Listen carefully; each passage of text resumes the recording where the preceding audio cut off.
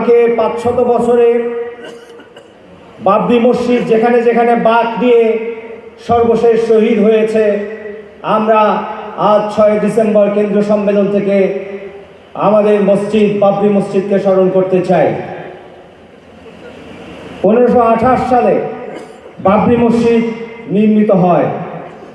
1853 সালে হিন্দু পুরোহিত এবং তাদের অনুগামীরা সশস্ত্র হামলা চালায় বাবরি মসজিদে। এটাই ছিল অযোধ্যা নিয়ে প্রথম সংঘাত। 1855 বিতর্কিত সিদ্ধান্ত নিয়ে দুভাগে ভাগ করা হয় বাবরি মসজিদ। মসজিদের একটি অংশ হিন্দুদের পূজা অর্চনার জন্য নির্ধারিত করে দেয় ব্রিটিশ প্রশাসন।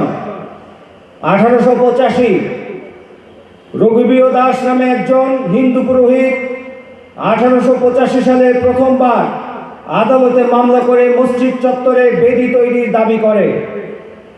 1949 উগ্র হিন্দুত্ববাদীরা 1949 সালের 22 ডিসেম্বরের গভীর রাতে মসজিদের মূল গম্বুজের নিচে রামের মূর্তি স্থাপন করে এই ইস্যুকে পুঁজি করে বন্ধ করে দেওয়া হয় মসজিদ।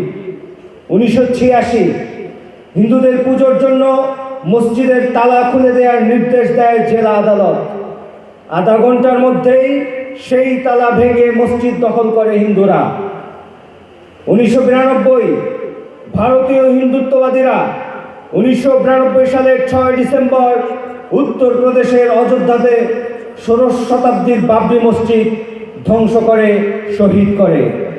2010 বাবরি মসজিদের জমির 2/3 হিন্দুদের ও 1/3 মুসলমানদের মধ্যে ভাগ করে দেয় এলাহাবাদ হাইকোর্ট।